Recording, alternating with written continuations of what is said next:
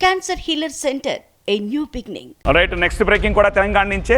So ఒక seat సిపిఐకి ఇచ్చారు కాబట్టి ఎమ్మెల్సీ అభ్యర్థి ఎంపికపై ఇప్పుడు సిపిఐ కసరత్తు చేస్తోంది. సో అసలు మాకు వస్తుందా రాదా అని మీమాంసలో ఉంది సిపిఐ. సో సిపిఐకి ఆ సీటు కేటాయించారు కాబట్టి ఇప్పుడు అభ్యర్థి విషయంలో సిపిఐ ఎక్సర్సైజ్ మొదలెట్టింది. కాసేపట్లో సిపిఐ కార్యదర్శి వర్గం సమావేశం కాబోతోంది. ఎమ్మెల్సీ అభ్యర్థి పేరుని నేతలు ప్రతిపాదించబోతున్నారు. నెల్లికంటి సత్యం యాదవ్ వైపు సిపిఐ మొగ్గు చూపుతున్నట్టుగా తెలుస్తోంది. ఇంకా చాడ వెంకటరెడ్డి కూడా రేసులోనే ఉన్నారు. కార్యవర్గ సమావేశంలో అభ్యర్థిని ఖరారు చేయబోతారు. మరికొద్ది సేపట్లో ఆ ఫోర్త్ నేమ్ కూడా బయటకు రాబోతోంది.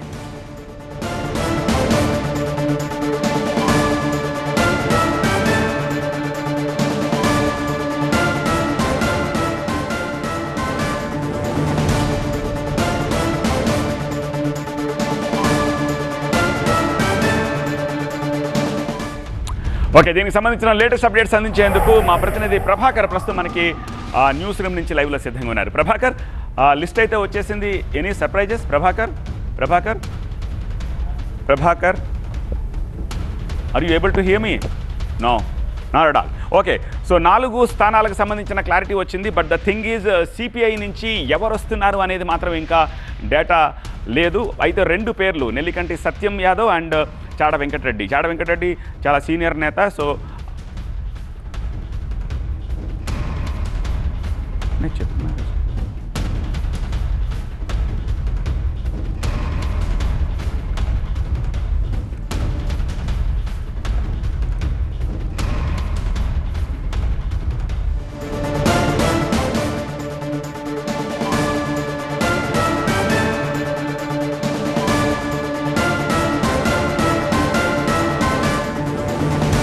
సో తెలంగాణ కాంగ్రెస్ ఎమ్మెల్సీ అభ్యర్థుల లిస్టు ఫైనల్ అయిపోయింది. కొద్ది నిమిషాల క్రితమే అభ్యర్థుల్ని పార్టీ ప్రకటించింది. ఆ బ్రేకింగ్ చూస్తున్నాము.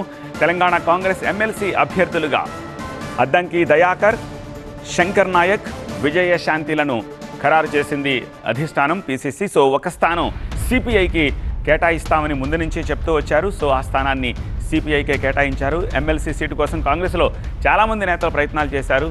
పలువురు నేతలు హైదరాబాదు గాంధీ భవన్ స్థాయిలో లాబింగ్ చేస్తే మరికొద్ది మంది ఢిల్లీ స్థాయిలో లాబింగ్ చేశారు. సో సామాజిక సమీకరణలను లెక్కలో వేసుకొని తమకే సీట్ వస్తుందని ఎవరికి వారు ధీమాగా కూడా ఉన్నారు. అయితే విజయశాంతి, అద్దంకి దయాకర్, శంకర్ నాయకులను అదృష్టం వరించింది. సో సిపిఐకి సంబంధించి కేటాయించిన సీటుకు మరికొద్ది సేపట్లో ఎవరిని ఆ పార్టీ ప్రతిపాదించబోతుందో క్లారిటీ రాబోతోంది.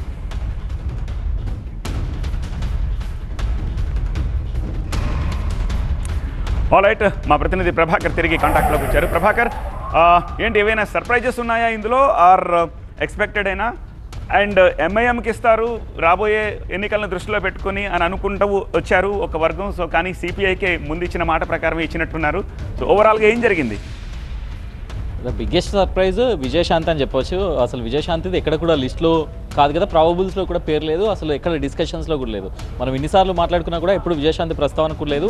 కేవలం విజయశాంతి సీట్ కోసం ట్రై చేస్తుందనే ప్రచారం మాత్రం జరిగింది. ఢిల్లీలో కేసీ వేణుగోపాల్ని, ఖర్గేను కలిసిందనే ప్రచారం మాత్రమే జరిగింది. కాకపోతే ఎమ్మెల్సీ ఎన్నికల నోటిఫికేషన్ వచ్చినప్పటి నుంచి కూడా రాష్ట్ర కాంగ్రెస్లో కానీ, పీసీసీలో కానీ, లేకపోతే ఇక్కడ నుంచి పంపించిన ప్రాబబుల్స్లో కానీ ఇక్కడ విజయశాంతి ప్రస్తావన లేదు. సడన్గా సర్ప్రైజ్ ఇచ్చారనే చెప్పుకోవచ్చు. ఎందుకంటే 2023లో దీనికోసం కాంగ్రెస్ చెప్తున్న వర్షన్ ఏంటంటే 2023లో ఆమె అసెంబ్లీ సీట్ని త్యాగం చేసింది. అసెంబ్లీ సీట్ అడిగితే కాంగ్రెస్ పార్టీ ఈక్వేషన్స్లో ఇవ్వలేకపోయారు. అప్పుడు ఇన్ఛార్జ్గా ఉన్న రాష్ట్ర కాంగ్రెస్ వ్యవహారాల ఇన్ఛార్జ్గా ఉన్న మాణిక్ ఠాక్రే ఎవరైతే ఉన్నారో అప్పుడు ఆ మినిట్స్లో రాశారు, ప్రభుత్వం ఏర్పడితే డెఫినెట్గా విజయశాంతికి సీట్ ఇవ్వాల్సిందే, ఎమ్మెల్సీని కానీ లేకపోతే రాజ్యసభ కానీ ఇవ్వాల్సిందే అనేది మినిట్స్లో రాశారు. ఆ మినిట్స్ ప్రకారం ఇప్పుడు అదే మినిట్స్ను తీసుకొని ఆమె హైకమాండ్ ముందర పెట్టారు.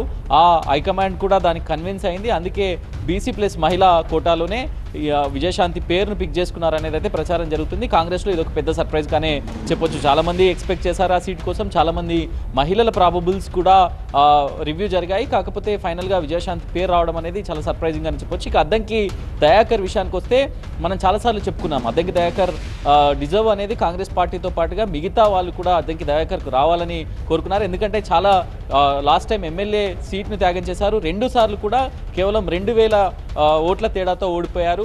కాంగ్రెస్ పార్టీ అధికారంలో లేకున్నా పార్టీ కోసం చాలా యాక్టివ్గా పనిచేశారు. దాంతోపాటుగా లాస్ట్ టైం ఎమ్మెల్సీలో కూడా పేరు ఏఐసిసి ప్రకటించి మరీ వెనక్కి తీసుకుంది. సో కొన్ని రాజకీయ కారణమైనప్పటికీ కూడా మళ్ళీ అవకాశం వస్తుంది అనేది అయితే సీఎం హామీ ఇచ్చారు.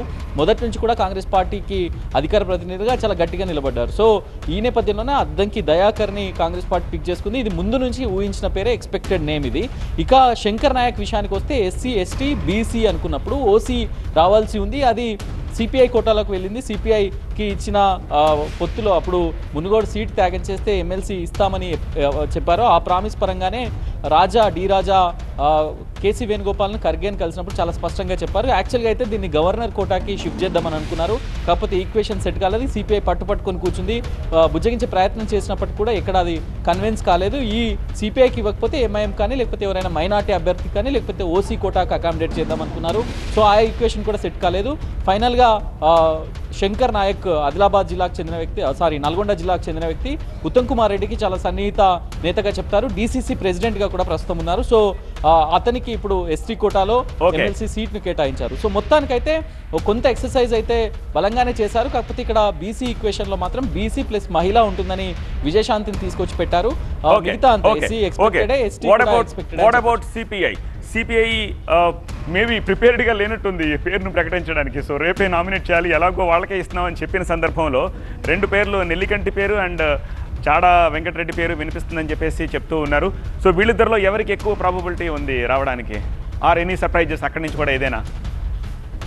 రైట్, అంటే సిపిఐకి మొదటి నుంచి కూడా అంటే రాష్ట్ర ప్రభుత్వంలో చాలా ఫ్రెండ్లీగా ఉంది, సిపిఐ మిత్రపక్షంగా ఉంది కాబట్టి సో మొదటి నుంచి కూడా కొంత కన్విన్స్ చేసే ప్రయత్నం అయితే రాష్ట్రంలో నేతలు చేశారు. అటు కూనంనేనితో కానీ లేకపోతే మిగతా నేతలతో కానీ సంప్రదింపులు జరిపారు. ఆ సిపిఐ సీట్ ఒక్కటి, అంటే ఇప్పుడున్న 4 స్థానాల్లో సిపిఐ సీట్ ఒకటి అడ్జస్ట్మెంట్ అవుతే కాంగ్రెస్ పార్టీకి 4 వచ్చేవి. చాలా ఫ్లెక్సిబుల్గా ఉండేది. ఈవెన్ మినిస్ట్రీ ఎక్స్పాన్షన్కి పోయినా కూడా చాలా ఫ్లెక్సిబుల్గా ఉండేది. ఇప్పుడు సిపిఐలో మీరు అన్నట్టు ఆ కన్ఫ్యూజన్ అయితే కనబడుతుంది. ఇప్పుడు మళ్ళీ రాష్ట్ర కార్యవర్గం సమావేశమై ఆ పేరును అయితే ఫైనల్ చేయాల్సి ఉంది. చాడా వెంకటరెడ్డి మొదటి నుంచి కూడా అడుగుతున్నారు. సో మాజీ ఎమ్మెల్యేగా ఉన్నారు. నెల్లికంటి సత్యం కూడా ప్రాబబుల్స్లో ముందున్నారు. సో 2 ఈక్వేషన్స్ ఇక్కడ కూడా సామాజిక సమీకరణాలే మళ్ళీ డిస్కస్ చేసే అవకాశం అయితే ఉంటుంది. సో ఎక్కువ ప్రాబబిలిటీ అయితే చాడా వెంకటరెడ్డికి ఉంటుంది అనేది అయితే పార్టీ వర్గాలు చెప్తున్నాయి. చాడా వెంకటరెడ్డి సీనియర్ నేతగా ఉన్నారు కాబట్టి అతనికైతే ఉండే అవకాశాలు కనిపిస్తాయి. మరికొద్ది సేపట్లో వాళ్ళు కూడా అనౌన్స్ చేసే అవకాశం అయితే కనిపిస్తుంది. Satya. Alright, thank you Prabhakar. So one surprise from Telangana, Vijayashanti Delhi స్థాయి లాబింగ్ వల్ల విజయశాంతికి వచ్చిందని చెప్పేసి అని అనుకుంటున్నారు. అద్దంకి దయాకర్ అండ్ శంకర్ నాయక్ వీళ్ళిద్దరిని ఊహించిందే, ప్రాబబుల్స్లో కూడా ఉన్నారు. వాళ్ళిద్దరికీ వచ్చింది. సిపిఐ నుంచి ఎవరు వస్తారనేది మరికొద్ది సేపట్లో మనకు తెలిసే అవకాశం. Cancer Healer Center, a new beginning.